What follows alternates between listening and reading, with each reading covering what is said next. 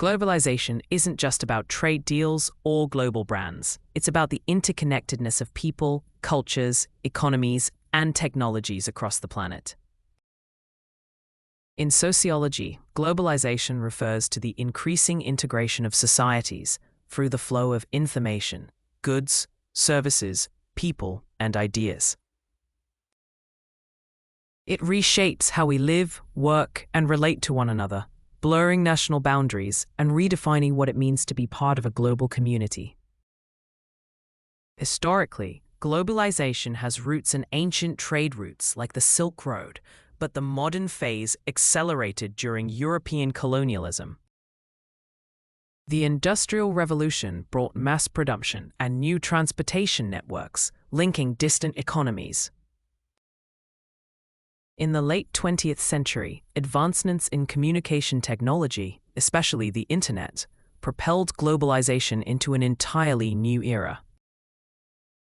Anthony Giddens describes it as the intensification of worldwide social relations, where distant events shape local experiences in real time.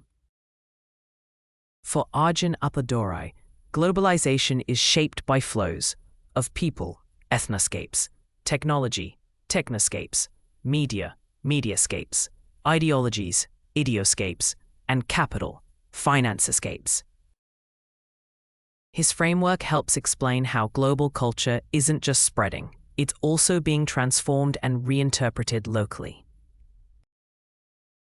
Immanuel Wallerstein's world systems theory views globalization as a process rooted in capitalism. He divides the world into core, semi-peripheral, and peripheral nations. This theory shows how wealth and power remain concentrated while developing countries are often exploited for labor and resources, highlighting the inequalities globalization can deepen. Roland Robertson introduced the concept of glocalization, where global influences are adapted to fit local cultures. Think of how fast food chains modify menus for different countries. It shows that globalization is not a one-way street. Local cultures reshape the global too. Zygmunt Bauman emphasized the liquid nature of modern life under globalization. People experience rapid change, job insecurity, and cultural shifts that make traditional structures less stable. For some, this means new opportunities and identities. For others, it creates anxiety and loss of community. Globalization affects institutions too. Education systems now include global perspectives, workplaces operate across time zones, and social movements like #MeToo or climate activism spread rapidly across borders.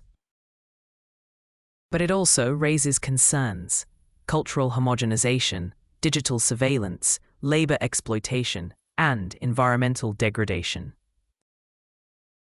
If you found this explanation insightful, make sure to like and share. Understanding globalization through sociology allows us to see both its power and its problems. It reveals how deeply we are connected and why that connection requires awareness, responsibility, and dialogue.